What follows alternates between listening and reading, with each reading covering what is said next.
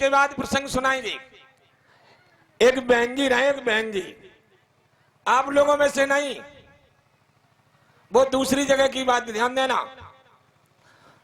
उन बहन जी की शादी कर दी गई, ससुराल पहुंची, लेकिन जमाना कौन था याद रखना। जब ससुराल में बेटी पहुंची है, पहले की बात है जब मकान भी अच्छे नहीं थे, कच्चे मकान हुआ करते थे।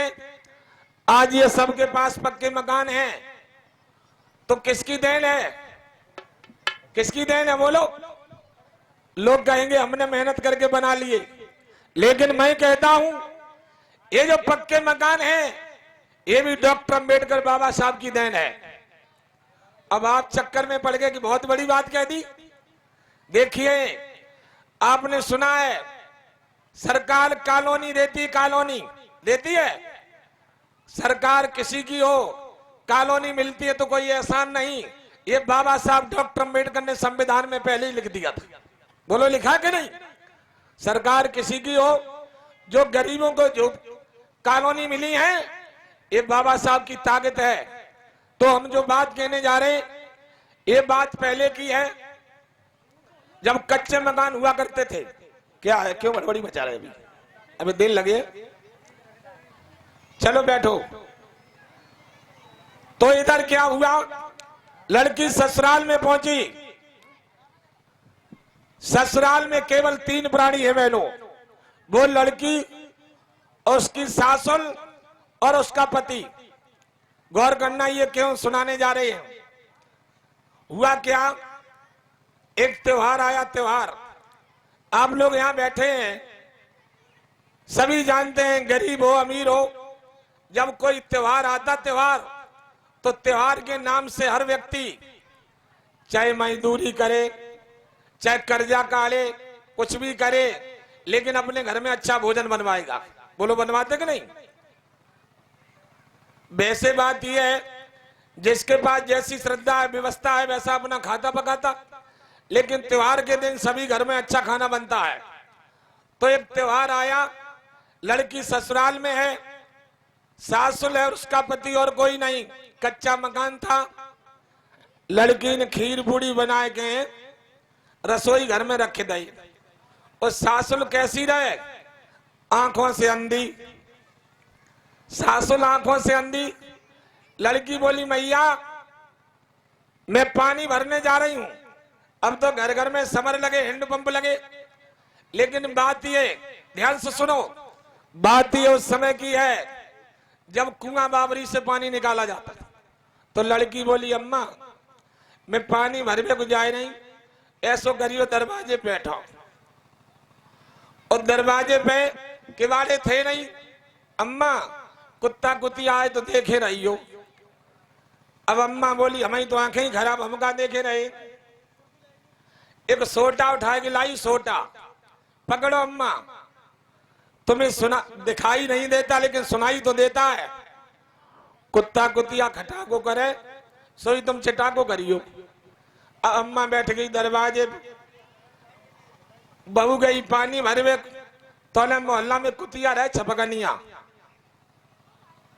बगु नाम ही रखे लो छपकनिया।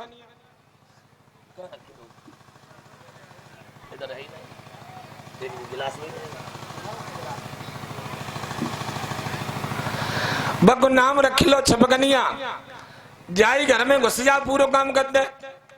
अब माँ बैठी दरवाजे और कुतिया छपक घुसी। अब बन खटाको नहीं करो, सोटा चटाको होए। खीर पूड़ी जो भी था सब साफ। ए माता बहनो आप बताइए। और खाने के बाद छपक के फिर निकल गई।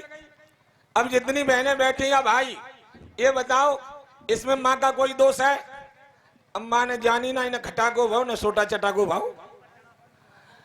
तब तक लड़की आई पानी भर के। पानी भर के आई तो खीर वाली पतीली आंगन में डरी। अब तो सनक गया दिमाग। जैसे ही रसोई घर में गई, जाकर देखा खाने का सामान कुछ नहीं। दांती पीस के बाहर निकली, बोली मैया मैं तुमको गेट पर बैठाल के गई, ये बताओ ये खीर पूड़ी किसने खाई? कहने लगी अम्मा बहू मैं कहूं नहीं गई, दरवाजे ही बैठी नहीं। अच्छा गई नहीं तो खीर पूरी किसने खाई? ए माता बहनों गौर से सुनना, समय नहीं बर्बाद कर रहे। आज उस नालायक की लड़की ने क्या किया, आप गलती मत करना। देखिए क्या किया कि मां की ममता क्या है। एक दिन की बात, खीर को खाए गई कुतिया,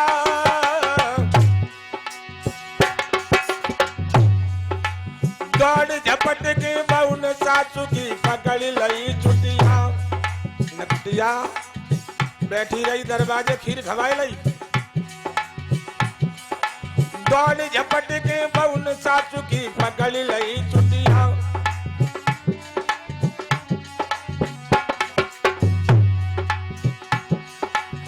फिर मैया लोटी लोटी अरे लई आंगन में डार के मैया की छाती में चले बैठी। रे अम्मा लोटी लोटी रे फिर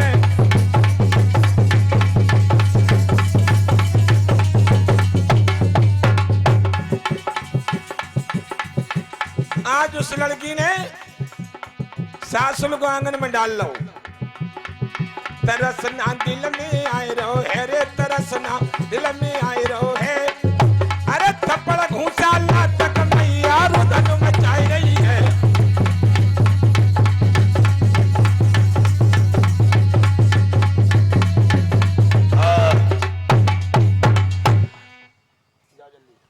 आज उस नालायक ने सासुल को कस के पीटा। बहनों समय नहीं बर्बाद कर रहे। मां की ममता के गीत तो गाती हो, लेकिन समझिए कि मां की ममता है क्या। हम ये दृष्टांत इसलिए दे रहे। अब क्या हुआ, मां ने आंसू पोंछे, मेरी तरफ देखो, पिट लेती अंडी मां, आंसू पोंछ के बैठ गई। क्या सोच रही, अकेला बेटा अकेली बहू, मैं बेटा को नहीं बताऊंगी कि तेरी बहू ने मुझे पीटा। वाह, देखिए मां की ममता। पिटने के बाद भी सोच रही कि मैं बेटा से नहीं कहूंगी कि तेरी बहू ने मुझे पीटा। क्यों, अकेला बेटा अकेली बहू, अगर मैंने कह दिया बेटा बहू की पिटाई करेगा तो भी घर बर्बाद हो जाएगा। आंसू पोंछ के बैठ गई। थोड़ी देर में बेटा आया, मां दरवाजे बैठी, बैंगी निकाह करो, ले चारपाई भीतर वाले कमरा में लेटी जाए। मां दरवाजे बैठी, बेटा आया, बोला मां बहू नहीं दिखाई दे रही, कहां है? अम्मा बोली मेरी तो आंखें खराब हुई, घर में भैया देख बेटा।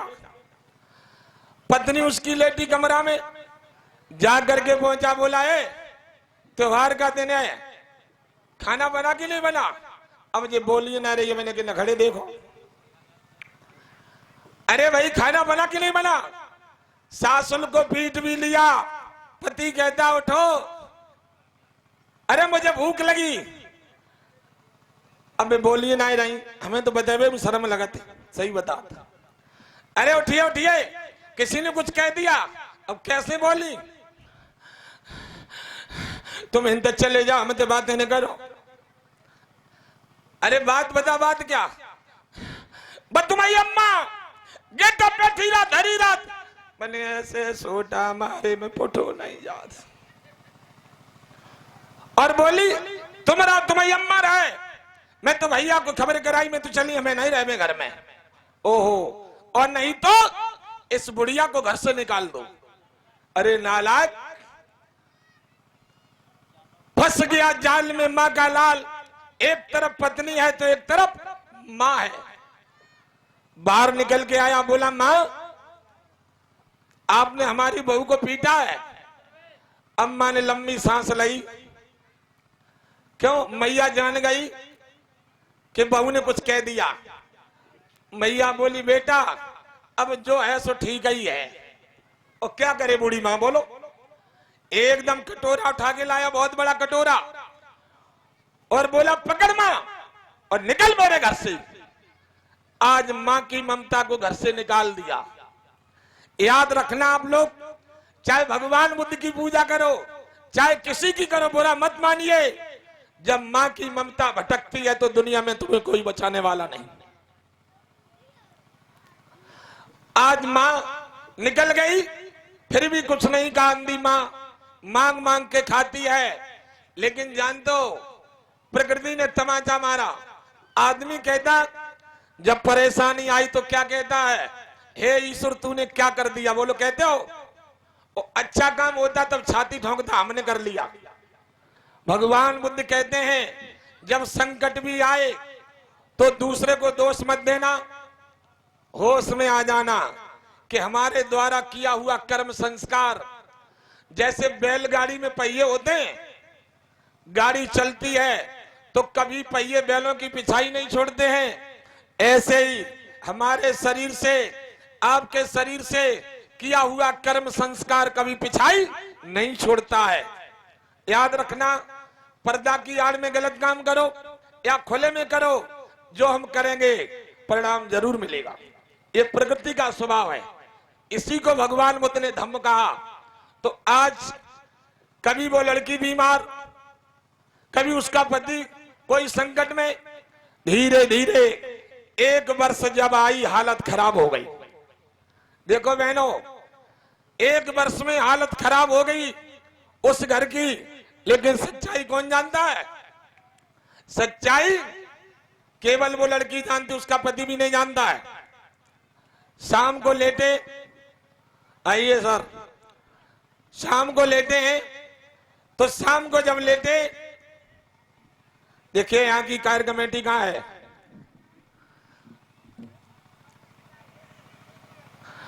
हमारे भाई मन्नी पृथ्वी सिंह जी जो आपकी चौकी पर इंचार्ज हैं और हमारे बहुत पुराने मिलने वाले हैं, मित्र भी हैं।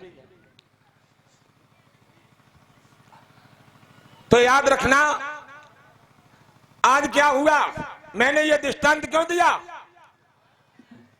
लड़की जब संकट में आया तो बोली पति से बोली कि मेरी मां को ढूंढ के लाओ। ए माताओं बहनों, ढूंढने जाता है तो एक गांव में अंधी मां कटोरा लिए खड़ी थी। इसने जाके मां के पैर छुए, बोला मां मैं तुम्हारा बेटा आ गया हूं। जैसे ही मां के कानों ने सुना कि मेरा बेटा आ गया, एकदम मां का हाथ ऊपर जाता है। किसके ऊपर? बेटा के ऊपर। उमड़ पड़ी मां की ममता। इतने कष्ट सहने के बाद भी मां बेटा को सुनती है कि मेरा बेटा आया, तो अंधी मां हाथ रखती है, लाल तुम ठीक हो? देखिए इसको कहती मां की ममता। हम आप सबसे कहते हैं बे बहनों, गीत गाती हो मैया मेरा सिंदूर अमर कर दे, और हमारे जैसे लोग कहते तब क्या कहते, बहुत धर्म वाले बुराई करते। अरे जिस मां ने तुम्हारे पति को जन्म दिया, अगर वो पति नहीं होता तो सिंदूर कहां से आता बताओ। इसलिए सदैव याद रखना। कहां गया है?